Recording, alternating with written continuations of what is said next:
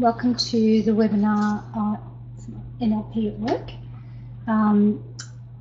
Today's presentation is only going to be about half an hour long, and my hope in this time is not only to give you some concepts about NLP and how it applies at work, but also to give you maybe some ideas or some skills, some things that you can go away, take away and practice in a very practical sense. So I decided to focus on rapport in this session, and the reason being is rapport is sort of like the glue or the fluid, the oil that helps everything move and move well.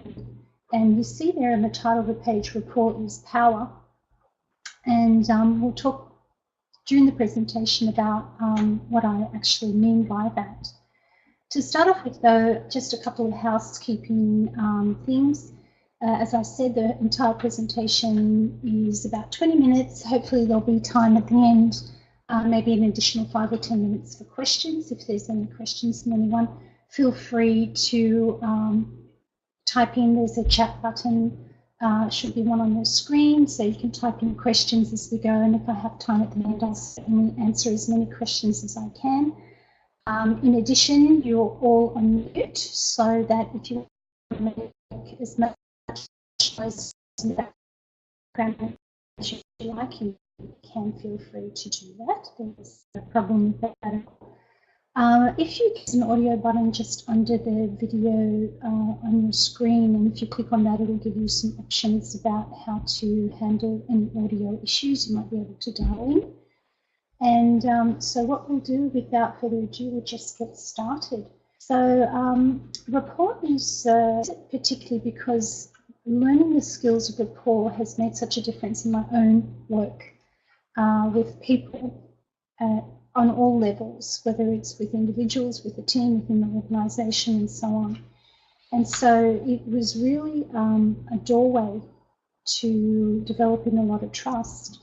There's a slide here I want to cover very quickly. You've probably seen this before. I'm talking about NLP, some NLP concepts, and very briefly, we've talked about this one before, but NLP just gives you the tools to be able to understand, in this case, how to develop rapport, how to develop the skills of rapport that you would need in what you do.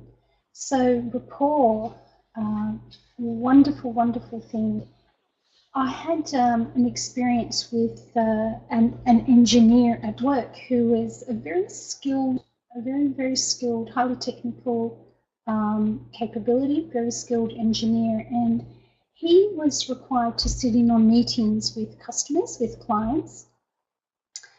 And those meetings, even though he had a great technical ability, in those meetings he was very uncomfortable meeting people who he didn't know.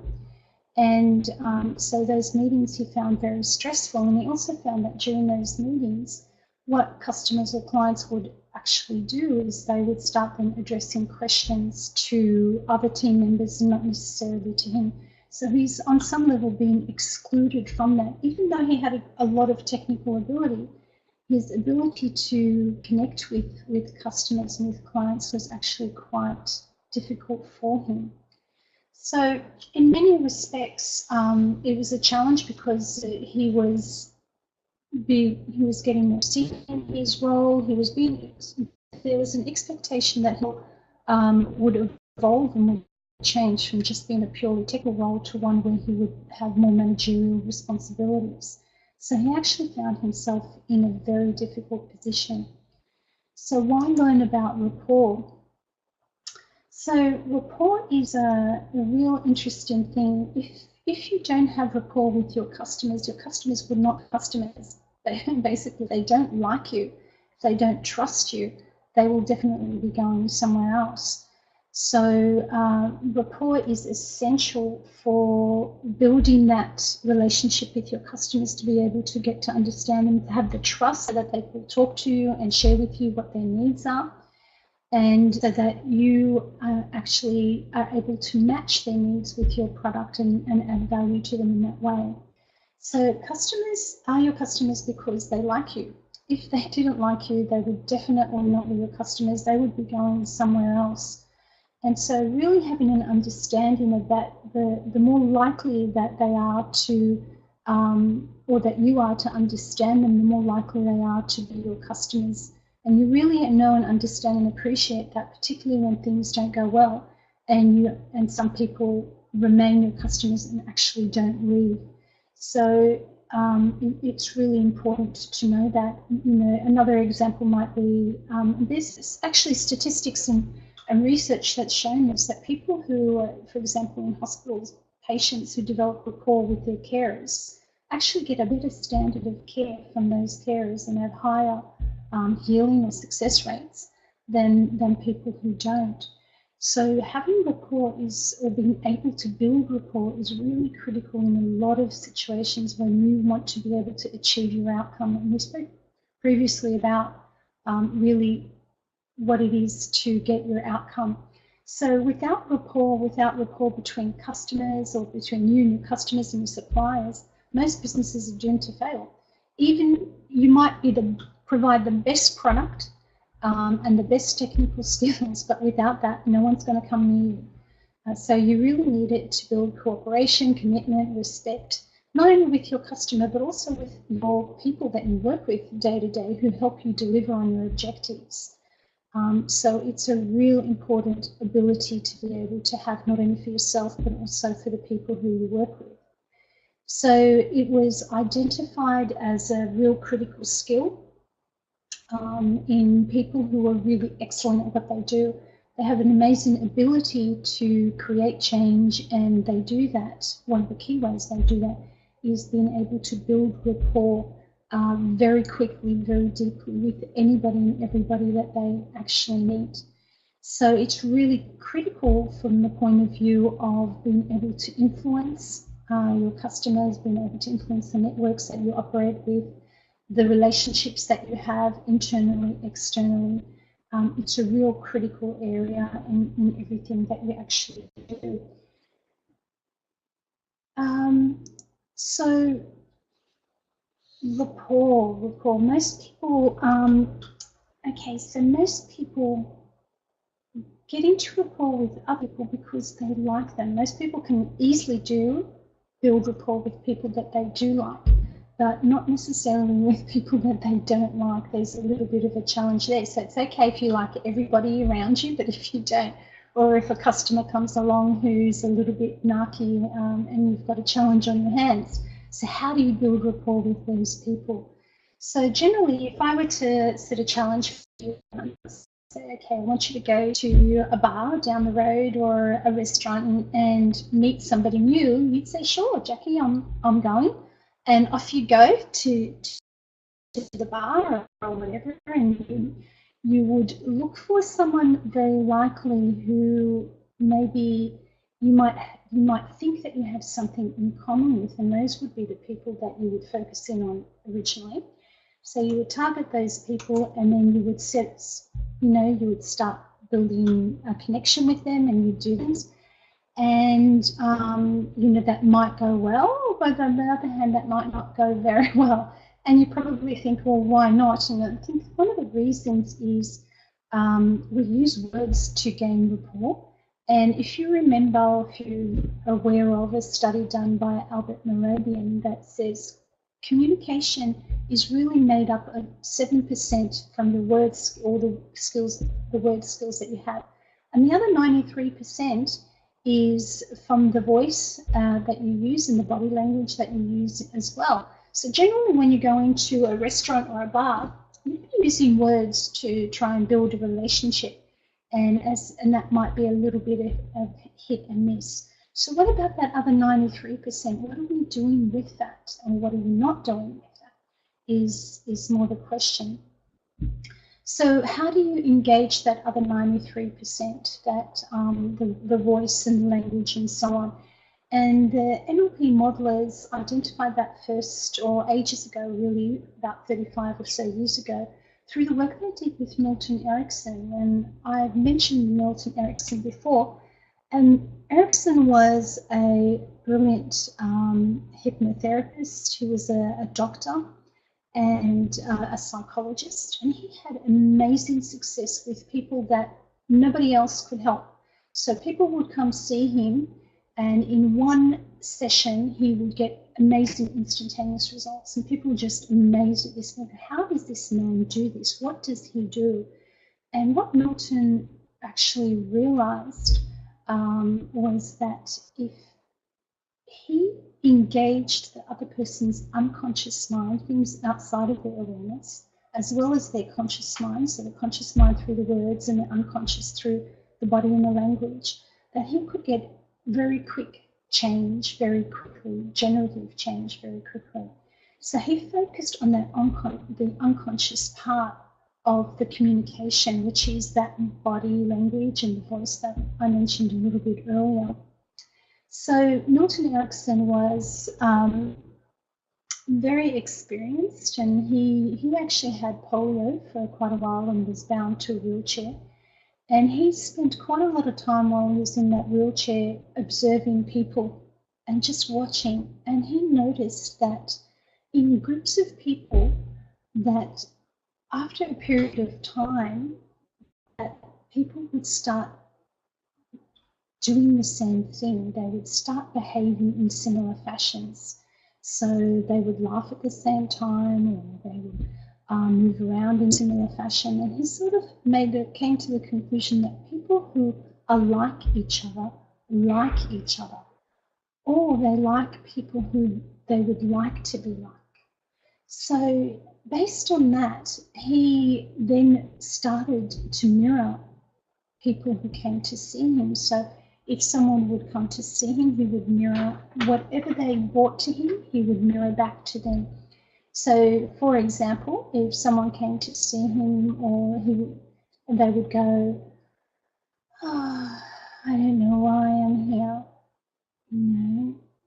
This might be a waste of time. I've tried everything and it's not going to work, and I really should leave." And he would mirror them, and he would go, "Oh, I'm sure it looks like that, but you haven't really tried this, and I think you really should stay." So he would actually mirror back to them exactly the way they talked, the way they behaved, and people felt immediately connected to him, and they felt a deep sense of trust developing with him. And that was one of the key things that enabled him to achieve the amazing results that he did. He basically used a process of biofeedback, where he just fed back whatever they brought, he just fed back to them. And that mirroring, that process of mirroring, was really critical to be able to achieve the results that he achieved. People felt really understood, really cared about, and really trusted, and through that they were able to, and he was able to help them achieve the changes that they wanted to achieve as well. So he developed a really deep level of trust and rapport with them. So people who are like themselves, people like people who like themselves, and who like people they would like to be. So rapport, you say? What is it? So it's the ability to connect with others in a way that creates a climate of trust and understanding, what we talked about. It's about influencing. When you have a deep level of rapport, you are able to influence, and that gives you power to be able to control what goes on around you, to be able to achieve your outcomes, to be able to help others achieve their outcomes. That total responsiveness, which is really critical to all of this as well. So how? Well, if we go back to Milton Erickson, and we think about how he actually mirrored back everything that people present to him, that's something that you can do as well, and this might be a takeaway for you. So what is it that he mirrored back? So he would mirror back the aspects around the voice, if we're talking about the unconscious part of communication, or the 93% that we don't use. So aspects of the voice he would mirror back. So if someone came in and talked very quickly and wanted to understand what was going on, he would actually respond to them very quickly as well and talk about what was going on to help them explain and understand that.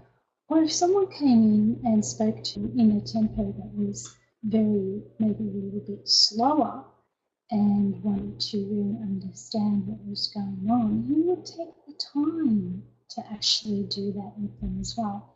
And then when someone spoke really loud, he would actually mirror that back to them and speak very loudly as well. And if someone spoke very softly, then he would do that as well. So there's aspects of the voice that you can match and mirror yourself. Perhaps if you're a quiet spoken person like me, or if you're a real loud person, or, you know, often we think the person who is exactly like us is the most intelligent person.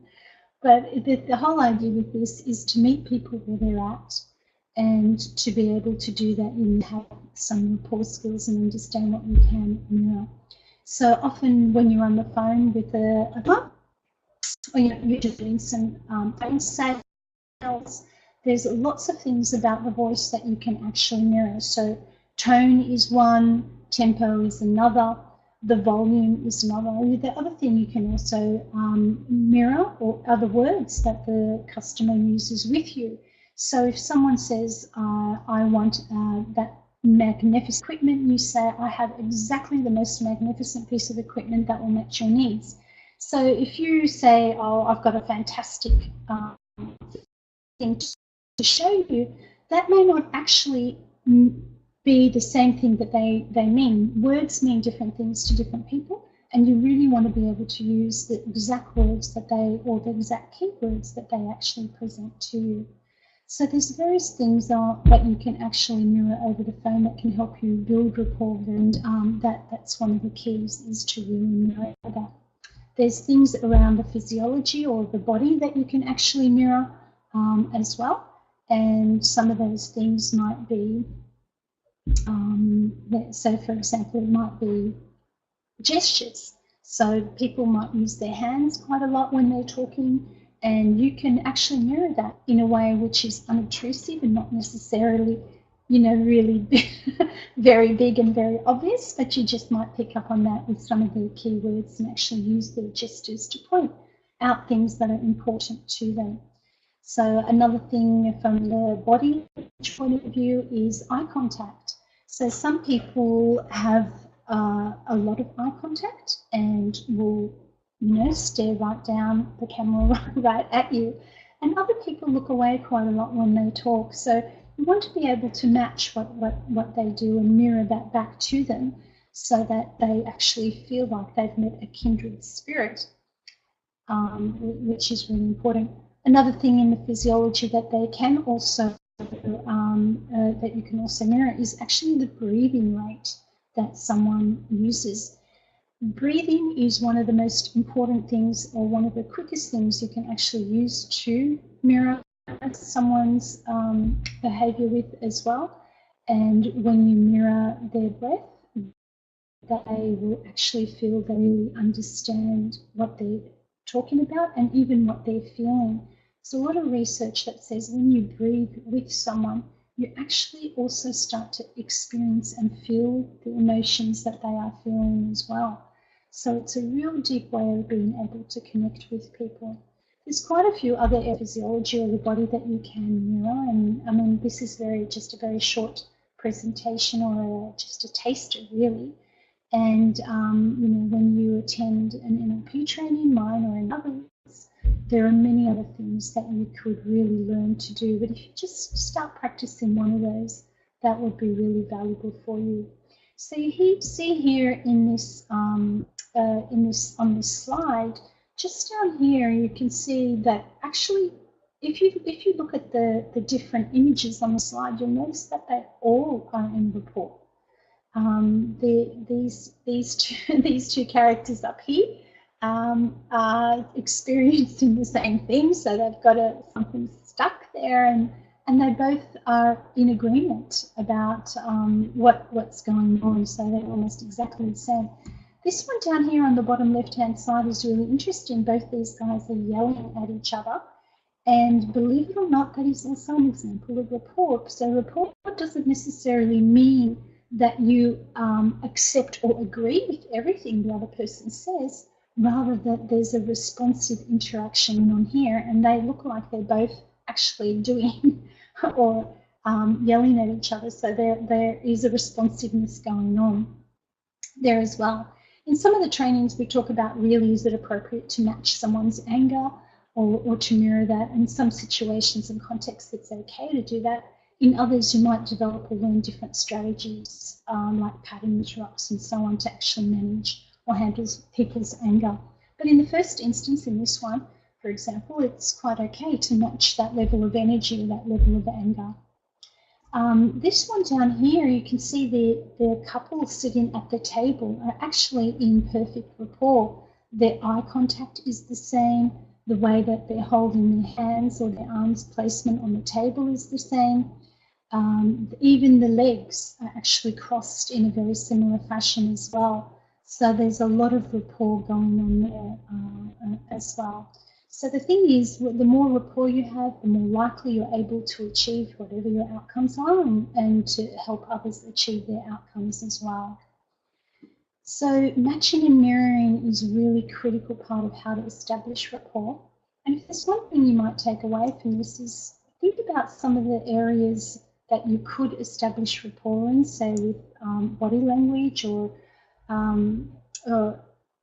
even if you work on the phone or speak to people on the phone, what aspect of, what quality of voice would you actually look at to practice match and mirroring for a week, perhaps, and see how that goes with you. That can be really very valuable. I'm just aware of time at the moment and wanting to share with you just a couple more things.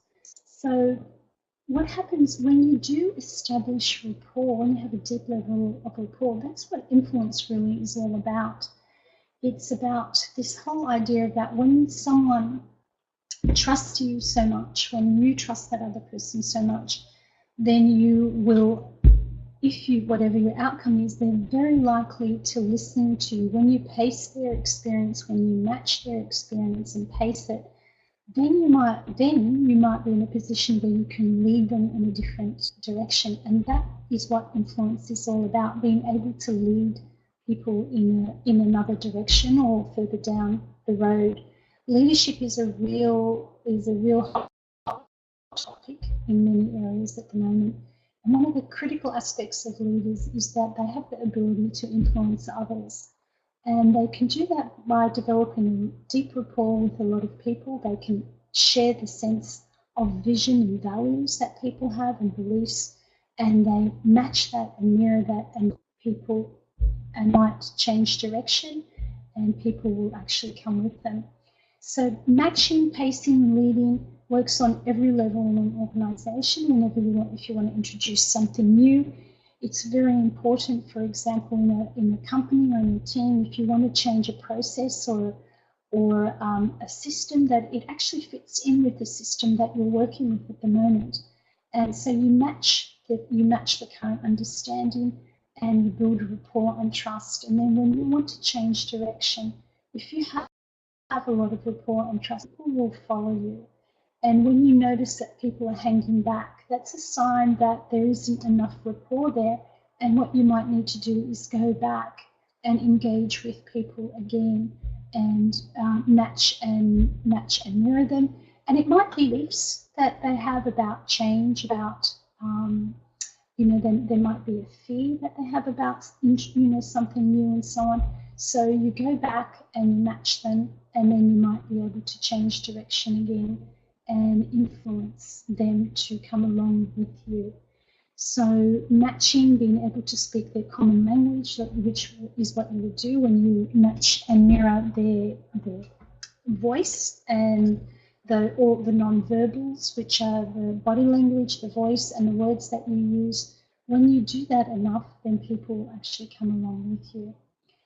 So it works at every level, whether you're working with a team member, an individual, or the entire organisation. So rapport is a key area in any change management or any consulting that you want to do.